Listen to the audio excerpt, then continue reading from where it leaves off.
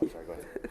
At Fire Headquarters. Thank you, everyone, for coming. I'd like to welcome you to the Santa Clara Valley Habitat Agency Governing Board meeting, the Joint Regular Governing and Implementation Board meeting. Let's see. I'm looking on the agenda. Call to order, please. Harris Tucker. Here. Wasserman. Here. Board members Constantine. Here. Crabtree. Here. Tate. Here. Herrera. Rogers. Courtney. Here. Clara. Leroy Munoz. Santos. Samidian. Here. Shua. Here. And Kalnan. Thank you. We have a quorum for the governing board. At this time, I will see report from the chairs. I do not have a report. I hope everyone had a wonderful summer. Thank you. I'll just report that the Giants are on life support. They are. That we have excellent news, and I'm looking forward to the presentation in this report. And that's all I got. Okay. At this time, we would like a report from the Public Advisory Commission. Is Walt Lines here? Yes. Yes. Okay. Thank you for delivering us this beautiful day outside. Concerning the Gavilan College project in Coyote Valley. Put them on microphone. There we go. Otherwise, it doesn't record well. Okay, I need the exercise. Last 2 weeks ago, Gavilan approved a bid for 5 modular buildings on 55 acres at 560 Bailey Road in Coyote Valley. And this is for our police training program that serves many communities throughout the Santa Clara Valley and as far away as Lake Tahoe Community College area. The total estimated project cost for this project is $21 million, and the majority of that is coming from Measure E, which voters approved in 2008 for Gavilan projects. And the first phase should be open with police training there by this time next year. And what has happened is that the Evergreen San Jose City College Board has decided to put commercial uses on its property on the school campus and has displaced the academy. So we welcomed it with open arms. Translated to Gavilan, that's approximately 500 full-time equivalent students with an average yield of state support based on the student enrollment formula of $2.4 million. Nice. Thank you. Any questions for Walt? No? Thank you very much. At this time, we will have the public comment period for items that are not currently on the agenda. Is anyone in the public? Not seeing any. Okay, going on to governing board action, regular business. I would take a motion for item 1, approve the minutes of the June 18th regular governing board meeting. So moved. Second. Okay, we have a second, first and a second. All in favor? Aye. Item 2, acceptance of the conservation easement over the United Technologies Corporation Coyote Ridge property. Are we having a staff report on that one?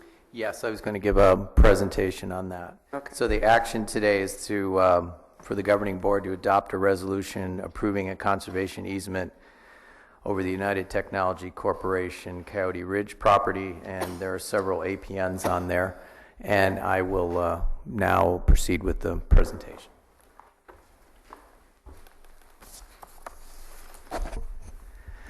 Well, this is an exciting day for the agency. This is the first property that will be officially enrolled in the reserve system. And I'd like to start off by thanking OSA. And I know Matt wants to come up and say a few words, but before I do that, they did all the hard negotiations with United Technology Pratt & Whitney division. They wrote all the grants to get the funding, and hats off to the team effort that they put in to make this happen. And then I'd like to thank ICF and the wildlife agencies for, because it was a difficult negotiations, because all the funders had different ideas on how things could fit together in the jigsaw puzzle that was the funding for this. And it came together in the end, and it's a great achievement for the region and for this agency and for the Open Space Authority. So I know Matt wants to come up and say a few words.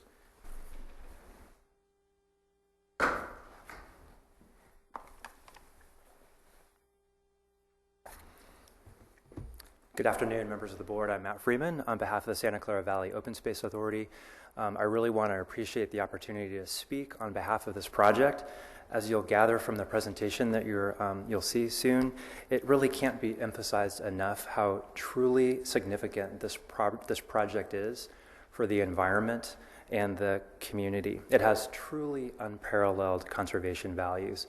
These include opportunities for habitat protection and restoration for rare, threatened, and endangered species, a truly unparalleled opportunity to maintain regional landscape connectivity between the Santa Cruz Mountains and the Diablo Range. This habitat connectivity, this regional landscape linkage, is one of the most important long-term climate resilient strategies.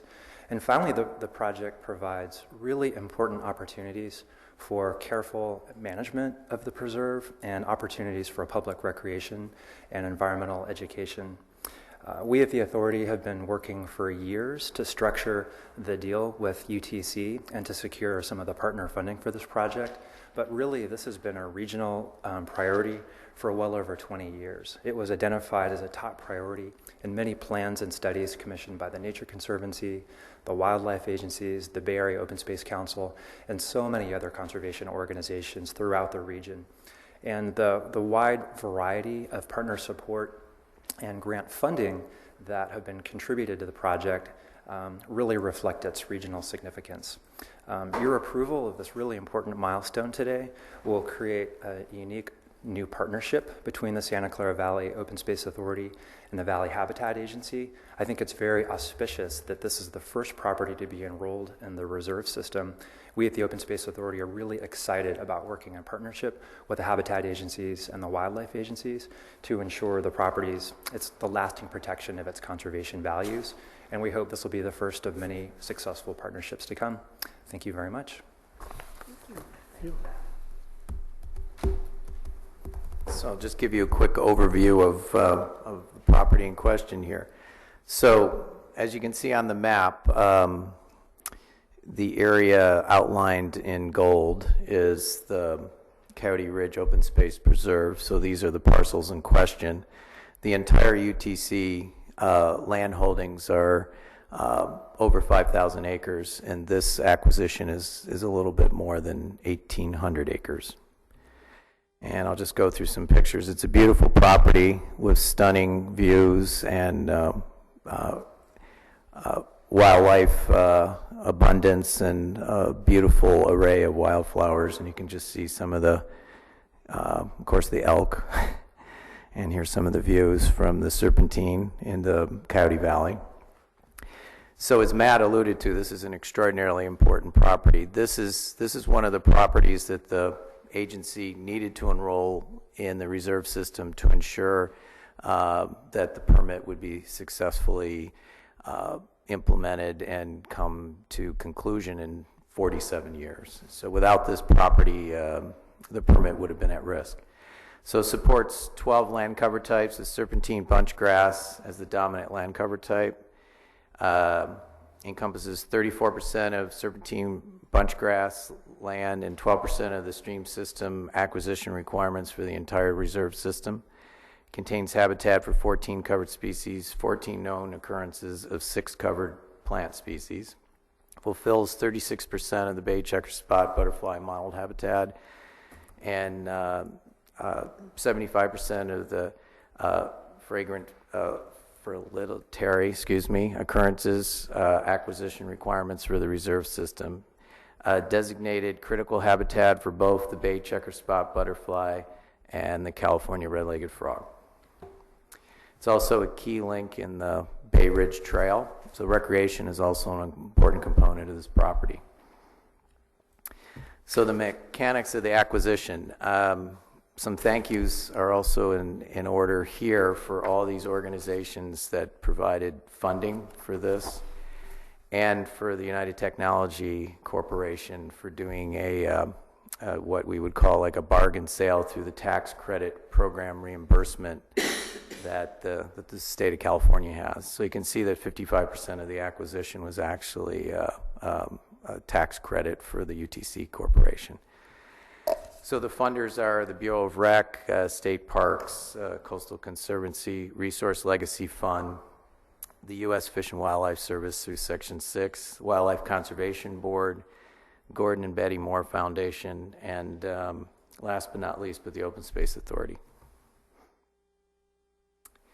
So there's rare flora, and you can see some pictures on the bottom, including and all those except for the San Francisco wallflower and the Hall's bush marlow. They're all plants that are covered by our plan. These are known locations and populations of those plants. There's also rare fauna out there, including bay chukar butterfly, red-legged frog, tiger salamander, and the burrowing owl, which are all covered by the plan, as well as state fully protected species, golden eagle and white-tailed kite. And that's where there is some known occurrences, or in the past had been occurrences of some of those species. The valuable habitat on the site, you have 1,400 acres of serpentine plant communities. As noted before, critical habitat for the butterfly. There are 9 ponds on the property, 7 which support rare species, 10 miles of stream that flow to Coyote Creek, 2 acres of freshwater wetlands. The Thule Elk Preserve, it's also range for the mountain lion. And then there's also potential for other rare animals such as the American badger, tricolored blackbird, which is covered by the plan, and palid bat. There's active grazing on the site. There's a Santa Clara County rancher that is currently grazing the property, and we plan to continue grazing, because grazing the serpentine lands is extraordinarily important for keeping down the non-native grasses and allowing for the native plants to thrive, which are needed for the butterfly to do its thing. So it, as noted there, enhances habitat for the butterfly, reduce spread of invasive plants, and limit impacts from cattle on grazing monitoring. So that's sort of the things that we'll be focusing on, along with OSA. Invasive species management will be done out there through grazing and other techniques. Aquatic habitat management, there's the ponds that I noted in the wetlands, and there's opportunity to do restoration and creation of aquatic features.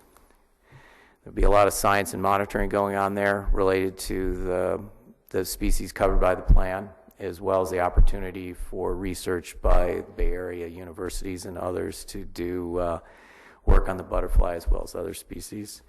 Monitoring is required by the habitat plan. This shows some of the future recreational amenities that are out there. Viewing stations, staging area, proposed 2 campgrounds, and trails. That most of the trails will be using existing cattle roads that are out there now. So pathway to reserve system enrollment. You have the Open Space Authority reviewed and approved the conservation easement on July 23rd. Wildlife Conservation Board reviewed and approved the tax credit donation and the WC grant funding on September 3rd. We're here today for your approval. The close of escrow is October 30th, and the property will be enrolled in the Habitat Plan Reserve System sometime in November. So the action requested today is Governing Board to adopt a resolution approving a conservation easement over the UTC Coyote Ridge property. Thank you. Thank you. Do we have any questions? Thank you, Madam Chair. Question regarding the Phase 1 environmental analysis of hazardous material.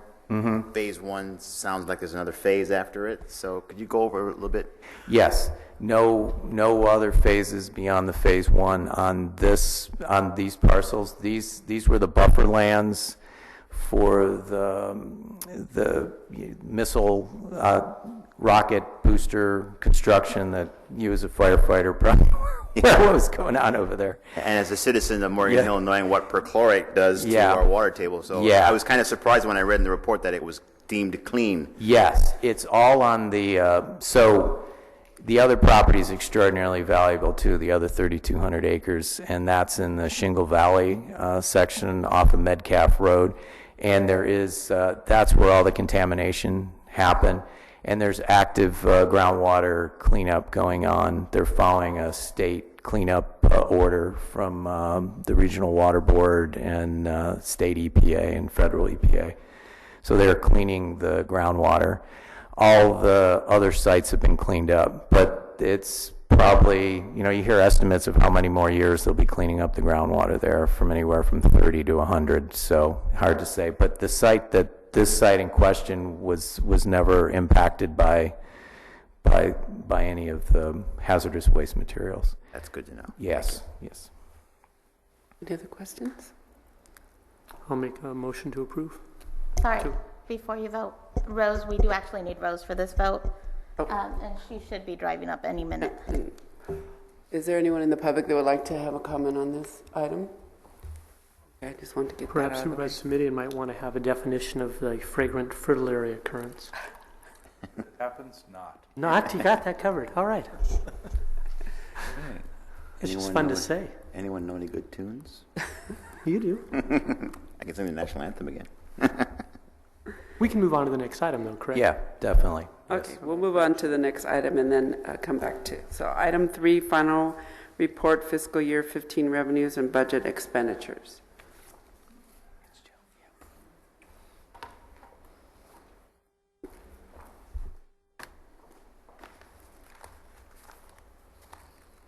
Good afternoon, Governing Board members. I'm Jill Maras, and I will be presenting the final report for the fiscal year 15 revenues and budget expenditures. It's simply a review, and to review the revenues and expenditures for fiscal year 15, July 1, 2014 through June 30th, 2015.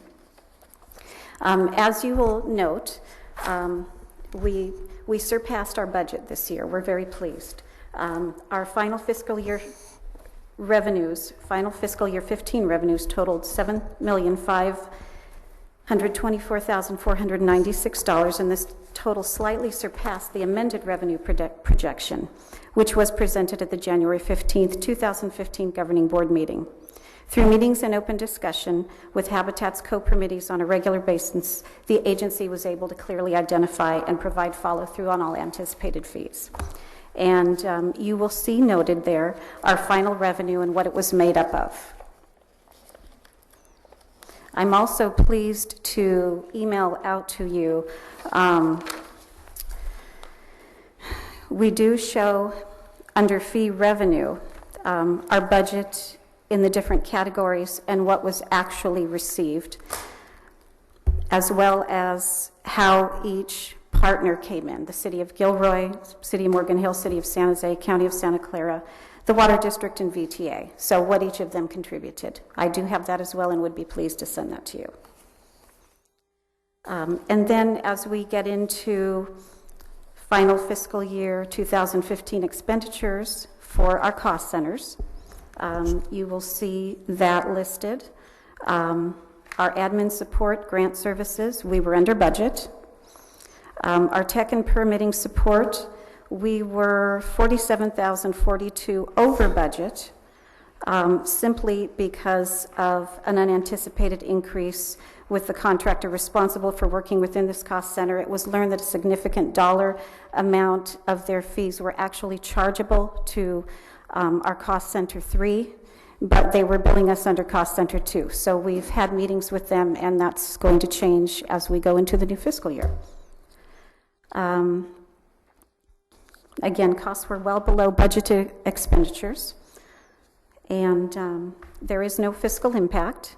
Projected revenue and expenditures for fiscal year 15 were within the outlook parameters presented on January 15th, 2015. Thank you. Anyone have any questions for Jill? No? I think there's no action taken. This is just a final Exactly. information. Yeah. Okay, thank you very much. You bet. Still waiting for who? Who are we waiting for? If you, Governing board in session. Well, we can go on to item future governing board initiated agenda items. Does anybody have anything they want to bring forward for a future meeting? No? Okay. We can temporarily go, I don't know how you want to do that. Go on to. let's go on to number 4. First of all, approving do we have a minutes. quorum for the implementation board? For implementation. We do, okay. We have a quorum for implementation, not governing. Okay, so approval of the minutes of the joint meetings, our council won't allow, I assume, or unless you want just the implementation board to approve it and come back to governing, it seems a little silly. We come back to that one? I suggest you come back and maybe have the implementation board move All to right. its items. Thank you. Governing board chair, if it's okay with you, then we can move on to items 5, which is implementation board action only. Okay. When Rose comes here, we can wrap up number 3. What I would like to suggest, we're now on item 5, under the consent agenda for implementation board members. Items 5, 6, 7, and 8 are currently on the consent agenda. I would like to suggest that we take 7 off just to hear from our executive officer briefly on that item. I think that it's appropriate that this board, giving you that right and that responsibility, be heard in an open and public forum. So if you can give us a brief report on 7. And I would suggest, fellow board members, that we put number 11 on consent. So that would be my motion, if there's not. I believe you, Doug. So wherever we've got it, we'll do that in just a minute. But my motion at the moment is to take 7 off and put 11 on. That's fine. The I'll second second. motion. Any discussion on that? Seeing none, all in favor say aye. Aye. Okay. So we've put, we'll hear 7 in just a minute. Now we have the consent items, which will be items 5, 6, 8, 9, and 11. And I understand we have a speaker card on 8. Do we have anyone else from the public wishing to speak on any of the consent items, items 5, 6, 8, 9, and now 11? Seeing none. Doug, could you come forward, please, and kind of just flip the whole room around. I like what you've done here. Much larger audience than I expected. Thank you, chairs. For the record, my name is Doug Muirhead. I live in Morgan Hill. Back on November 20th of last year, you approved contracting policies for the agency. At that time, I made a request for several things to be considered to help the general public understand both bid awards and contractor performance. I asked that bidders be identified, that you discuss how you recruited them, how they were to be scored in the final rankings. I asked for objective standards to do performance evaluation, and I asked for some information if contracts were terminated. So the agency's response at the time, as I recall, is that they would be added to individual contracts, and there was probably a qualifier of if necessary. So how do we do on this particular contract? In terms of bidding, we have 5 unidentified bidders, and the agency selected the best one. That's a little less than I was asking for. The second item was to do a objective standard for performance evaluation, and there's a lengthy, I admit I didn't even read the whole thing, scope of work. So the agency very admirably accommodated that request. And then finally, to help us understand why a contract would be terminated, whether there was some remedial action to try and preserve it before canceling it, and what we learned from that so we wouldn't make the next contract make the same mistakes. What you have in this contract is under termination. It says with 7 days notice we can cancel it for no cause, and if there's material breach we can cancel it immediately. So the background, the understanding, the learning are not there. So those were my comments. I was a little disappointed in this, and it's up to you whether you think it's important enough to do something about it for the benefit of the general public. Thank you. Thank you. If I'll ask Mr. Sullivan if he could respond briefly to the comments made. Yes, we did score. There were 5 firms that submitted bids. We interviewed 3, and we did do a ranking of those firms, and both a numeric ranking and also one through the oral presentation. We did a judgment on the quality of the presentations by the 3 firms. There was myself, Kelly Camaro from Santa Cruz RCD, who's helping us out with some of the restorations, and Don Rocha from County Parks that were part of the review team for this project. There was no bias, but we can definitely provide Doug, if he wants to see the scores, we can certainly share that with him. And in the future, as far as the names that have submitted that are being considered, can that be public? Is there any reason it can't be public? We certainly could identify who bid. I would say that it's not a particularly good idea to provide the public with the scores with regard to the bidders. You don't want to blackball a firm who simply maybe didn't do a particularly good job in this submission but might do a perfectly fine job in another submission. It's kind of like grading kids in school. So, we can certainly identify who the various bidders were in subsequent reports, but I don't think it's appropriate to discuss why people were not selected as opposed to why a particular firm was. No argument here. I agree with that. Any disagreement with that going forward as far as disclosing who the bidders are but not the scores? No, but okay. I do want to add, I vaguely remember that it's in the work plan to document our internal processes. And that's still in the work plan at some point, correct? So that there won't be a question in the future. Yes, if I understand the question, yes. Okay. And as far as we aren't going to just terminate a contract without cause. If the contractor is not performing, we would give them time to remedy the problem, because to go out to bid again would cost the agency a lot of time and money. So but that's standard language that you see in a lot of contracts. Yeah. Thank you. Now that we have Rose here, we'll go back to 2 in just a minute. But unless there's anyone else to speak on items 5, 6, 8, 9, or 11, I'd like to have a motion to approve those under the consent calendar. So moved. So moved. Thank you.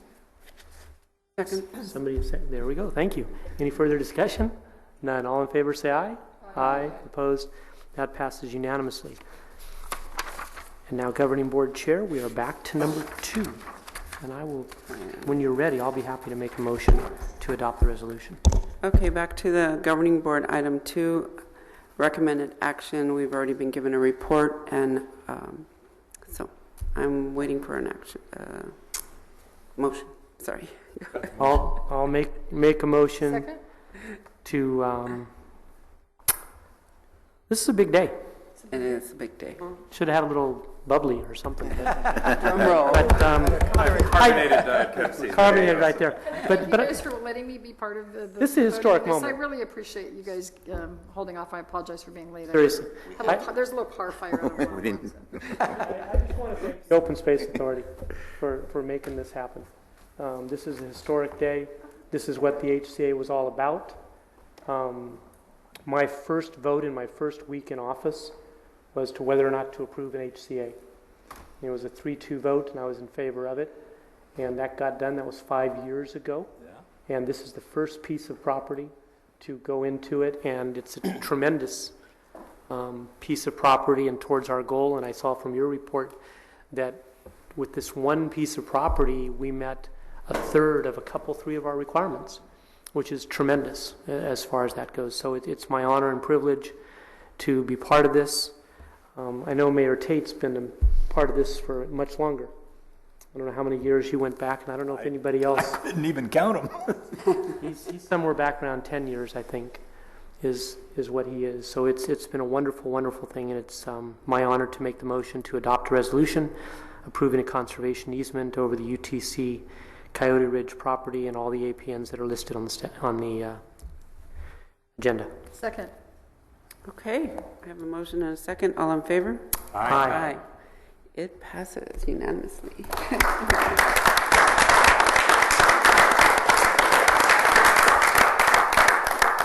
Chair Tucker, if we could please revote on number 1 also.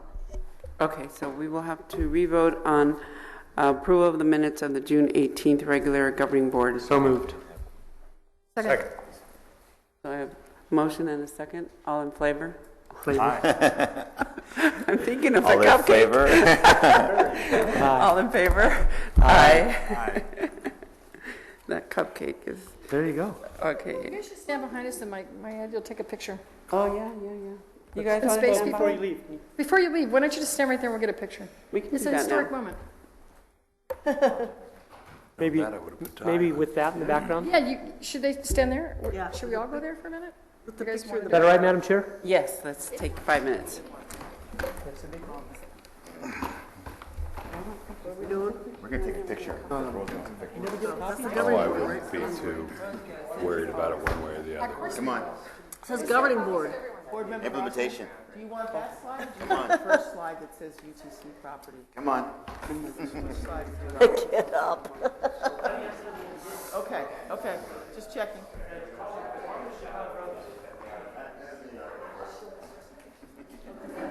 Yeah. Come on, guys. Act like you've done this before.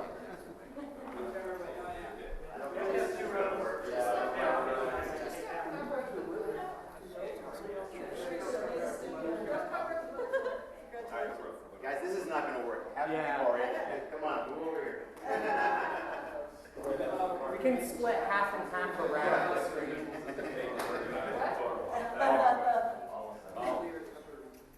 We can take 2 pictures. Take one of that. We'll do one of that.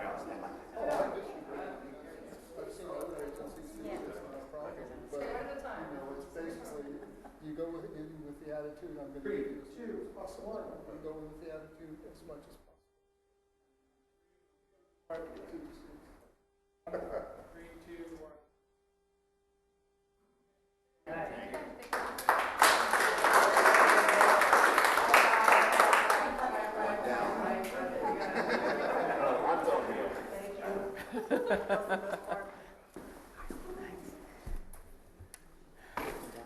Yes.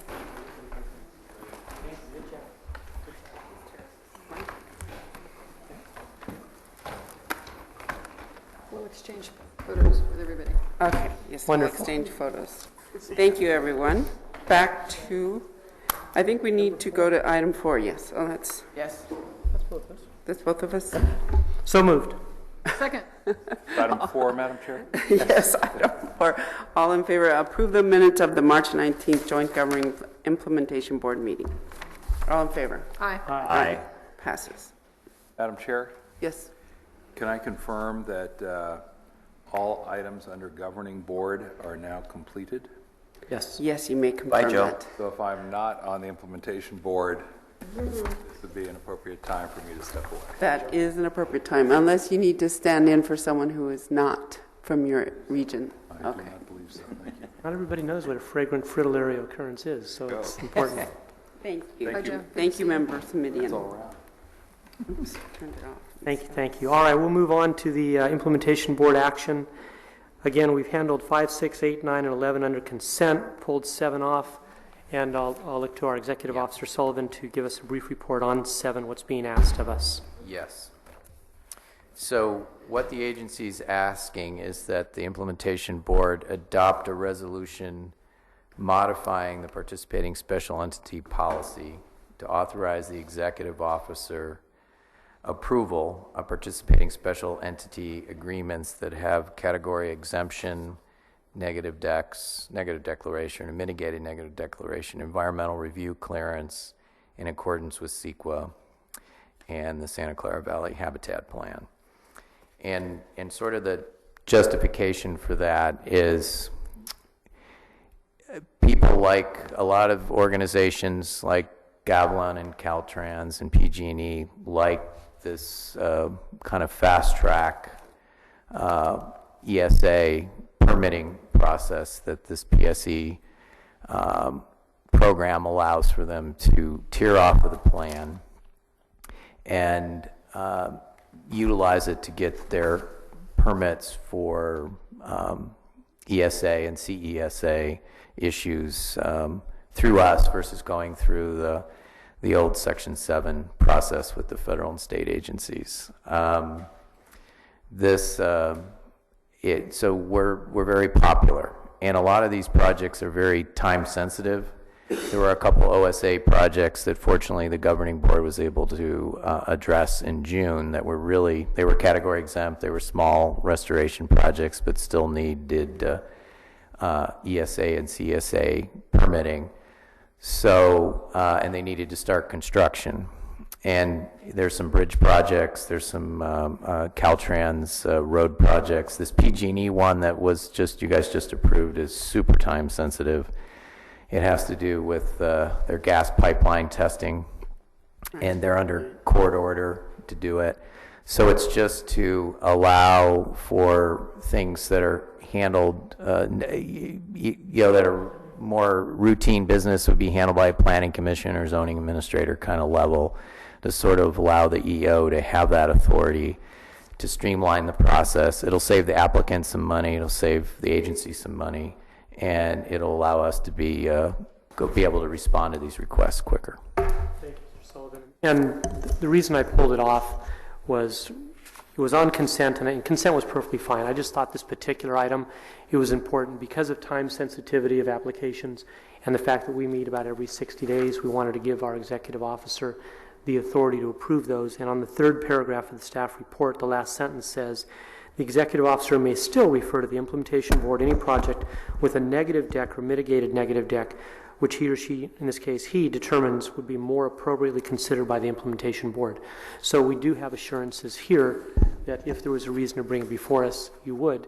But in the meantime, our giving you this authority allows us to be as most efficient, cost-wise and time-wise as possible, and also beneficial to us and the applicants. I have a question. Yes, please go ahead with your question, then do we have anybody speaking on this issue? No, we don't. Please go ahead. It sounds like a good idea to me. So I just wondered, though, just so I understand what authority we're giving you. Can you give an example of something where we might want to, where you would recommend that we would consider it, even though there's a... Yeah, the Gavilan College Coyote Valley, it did have an EIR, but let's say it had a mitigated neg deck. You know, things that happen in Coyote Valley are controversial, so I would want to bring it to the board. And so that would be an example.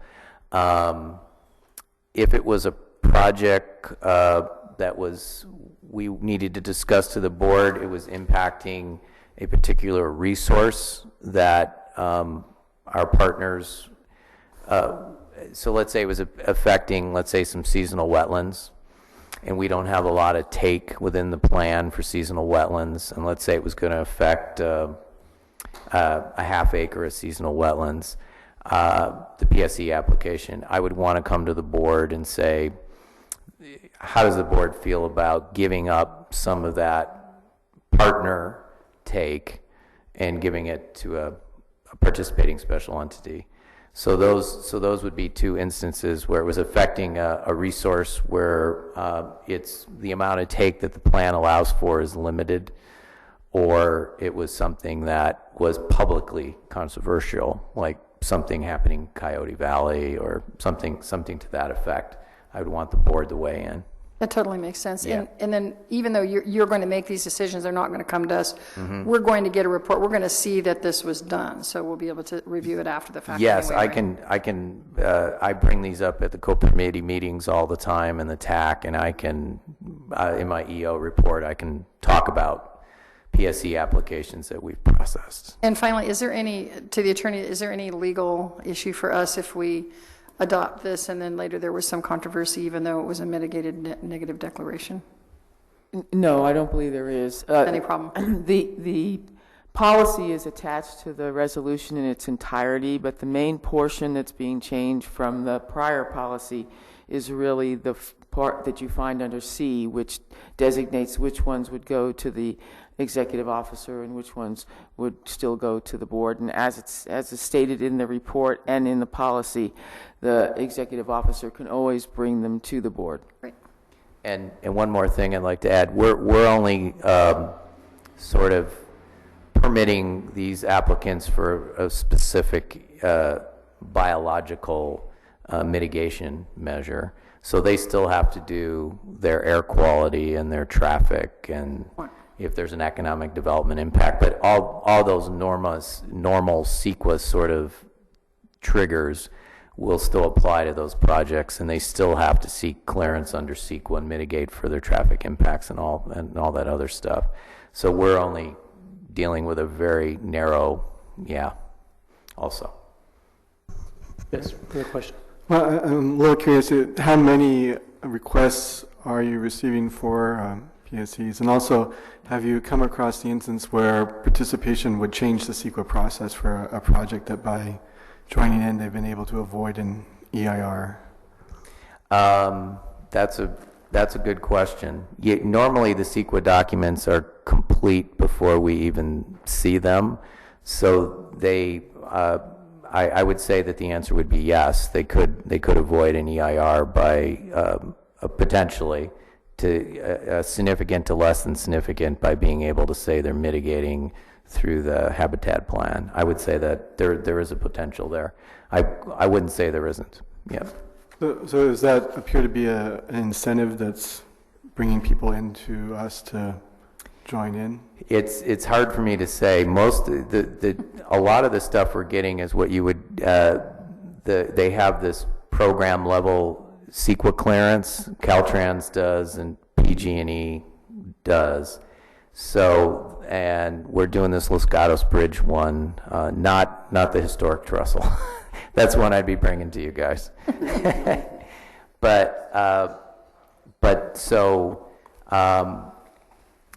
I think they're viewing the plan as a good deal, both in terms of saving time and in some cases not having to go through a mitigation bank and paying a lot higher fees to mitigate for their impacts. But a lot of these are program level sort of projects that are already covered by these umbrella CEQA documents. That's the majority of them. But when you do have a Gavilan coming in, that's where there's a project-specific CEQA document that could be potentially doing what you're saying. Yes. Any further? No. Any other questions? Yes, Rob. Mr. Courtney. Would you mind reminding me, at least, what the difference is between the PSE agreements and what, say, a private party would do just through the standard permitting process, and how it sort of relates to this particular administrative process you're proposing? So these are organizations that, like school districts and Caltrans, which typically, PG&E, which typically don't have to get permit clearance through local government. So they either go through a state process or, in the case of PG&E, some sort of utility commission process, I'm sure. So they aren't regulated by local government. So they're coming through us to seek, that very narrow permitting for endangered species impacts. And that's all. I mean, we see their entire CEQA document, but that's all we usually focus on. So they go through their normal processes for the rest. But yeah, so when Gavilan came in, even though the proposed project is in Coyote Valley in the county, right on the border of the city of San Jose, there was no regulatory oversight by either the city or the county on that particular project. The city and county could comment on those projects, but they didn't have any permit authority. So then they come to us and say, hey, can you help us with this permit problem, which is, in that case, was red-legged frogs. Thank you. Yes. Thank you. All right, with that, I'll look for a motion to approve the modification. So moved. Thank you. Second. And a second. Thank you. Any discussion? None. All in favor say aye. Aye. Opposed? None. That passes unanimously. That brings us to number 10, which I should have put on consent before. I'll make a motion to approve the minutes. Second. Thank you. Any further discussion? None. All in favor say aye. Aye. Aye. Aye. That passed unanimously. And Mr. Sullivan, we're back to you for your report. Yes. Thank you. What's that? Oh, 11's done. 11 we did on consent. Yeah, 11 got moved to consent. Oh, that's okay. Yeah. Thank you, Chairman Wasserman. So I'll just give you an update on the RGP. A lot has happened. I'm not going to get into the details I would have gotten into in closed session, so I'll just give you sort of a sketch of what's happening. But I met with General Toy and his staff on August 20th, and I secured assurances from General Toy that a regional general permit would be issued to the Habitat Agency this year. He was quite embarrassed with what we've gone through, and he came from the LA district, and he said he never quite saw anything like this, and he also said he never encountered so many complaints. We weren't the only ones complaining. I also like to thank Congressman Honda's office for really helping push this for us, because I think without his support and the congressional delegation, so we came at it from several fronts. We used the county lobbyist, Chris Mitchell, who was a great asset in pushing it from that perspective. We kept pushing staff locally and then pushing the leadership of the organization, the U.S. Army Corps, to do something, and they did respond. So subsequent meetings with the San Francisco District civilian staff, led by Tori White, who has replaced at least, it's hard to know what's going on there in terms of, and I don't want to get into details, but she's from the Jacksonville District, and she's very much a solution-oriented regulator, and the meetings have been very productive. We pushed to keep Lisa Mangione as our point person still involved with part of the project. They've assigned 2 people to this to deal with separate aspects of our application. I do believe we have a path forward now, and we're expecting to get this permit issued to us at the end of the year. So it was big day. Yeah, it is. So it's good news for all of us, and especially project proponents. Little champagne bottles. For yes, exactly. Yeah. If we were Mad Men, that pull out the scotch or something. Exactly. If we're only in advertising, so then the next steps is to start engaging the regional water quality boards and trying to integrate their processes as much as we can. It's going to be harder to do that, but at least if we can try to integrate small projects, because there's a lot of small projects that get hung up by the, especially the San Francisco Regional Quality Board, and if we can figure out a way to integrate and them to sort of recognize that the mitigation we're doing is meeting their requirements, then that's the next step. Some preliminary discussions with their director, Bruce Wolf, have been encouraging, and I've heard ICF staff and OSA staff talking about how there seems to be some sea change over there. So I'm encouraged by that, and we need to start engaging them more directly. So the Black Mountain financial accounting software and tracking, which tracks all our fees and how we're doing, and it'll be part of the annual report, and all the good financial housekeeping that we're developing is up and running now. So, and I'd like to thank Jill for the hard work she did in getting that software package integrated in and moving up into the 21st century. Glacial speed. Yeah. And as I mentioned, we're working on creating all pertinent, I don't think I spelled that right, financial policies. They will be presented to the governing board in January for approval. We've contracted with CPS HR to help assist us with developing personnel policies. And we are also doing a recruitment for the principal program manager position that was in the budget. 26 individuals applied, 13 have been interviewed to date, and we're looking to do 7 or 8. It will be part of a pool for second interview. So hopefully in November, I'll be coming to the board with the new person that you can, introducing that new person to the board. Land enrollment. So Clara Park, now that we got UTC done, Clara Park is our next, and this is was identified in the plan as being property that was important. They have an array of resources out there. It's a beautiful park. It's got a lot of great recreational amenities, and there are a lot of great natural resource amenities. So for us, what we focus on is species, so it has the same serpentine landscape and ecology that you find on Coyote Ridge. So you have the butterflies, you have the plants, you got the frogs, the salamanders. There's potential. There is the only tricolored blackbird colony in Santa Clara County is nesting on the outskirts of the park, on the Water District reservoir.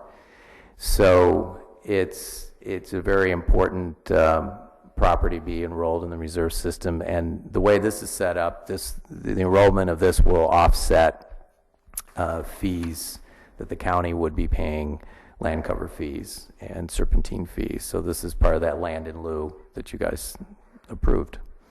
And this was vetted through the plan, and there were several other properties that will be coming like this over the next couple of years to the board. OSA Coyote Valley is a similar situation. They're enrolling this existing parkland in the reserve system to offset their impact fees that they would have to pay normally through the plan. And both these properties will be managed more intensely for species benefit. So that's the trade-off. OSA and the county avoid paying fees, but they agree to manage these lands more for the needs of the covered species. We're collaborating with PG&E on acquiring properties, and I'll be filling you in on how that's playing out in various closed session discussions over the next year, and also today. Discussions with private landowners continue. We started some feelers talking to some potential willing sellers, and hopefully I'll be coming to the board in November to ask for authority to start negotiating with some of them. We submitted a $2 million Proposition 1 land acquisition grant through the state, and it's for the Lamont property. And we submitted that yesterday. It was ICF did a great job putting together a very difficult application in a very tight time frame. So hopefully we'll get that funding to help with that acquisition. We'll also be submitting a Section 6 grant this year for acquisition, and we're wrapping up the reserve land management and monitoring plan. We submitted we submitted one local assistance grant, and then there were 2 others that were submitted on our behalf, and they were all shortlisted, and full proposals will be submitted to the state in October. And if we get all 3 of those, that'll be close to $300,000 in funding. And those are more scientific type grants. We're continuing to work with the City of San Jose on a management agreement for the regional wastewater facility borrowing owl lands. They're talking to us about land in lieu, so we'll see how that all plays out. I'm going to have a conversation with the city again next week. They're trying to get comfortable with what all this means, and we're making some good progress there. Initiated conversations with some private landowners to discuss collaborative opportunities for managing their lands for burrowing owls, and I have a meeting next Thursday. Hopefully I'll be coming back to the board with some good news about we reached an agreement with a landowner on managing their land collaboratively for burrowing owls. We completed 2 RFQ processes and creating an on-call consultant list for restoration design and property appraisals. So we had, for the property appraisals, we had 9 firms submit their quals. We selected 6. For restoration design, there were 10 that submitted their quals, and we've selected 8 of those. So we'll use that list now to do our, to pick from to do our restoration design and our appraisals. The final draft of the conditions implementation guidebook is complete. The guide will be street ready late next month, so that's a good thing too. It'll be a much needed tool for our partners. And that's it. Thank you. Wonderful. Thank you for that report. And that's it. We're going to adjourn to closed session, I assume, back here is where we're going to go. And anyone who wishes to speak before we convene in closed session back there is welcome to. We have an opportunity for public comment. And with that, let's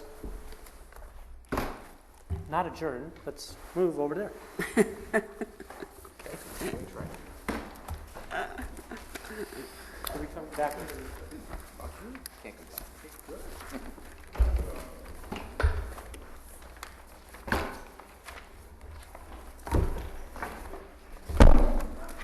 What do we need for closed session? We don't need this for closed session. How long is closed session going to be? Do we know?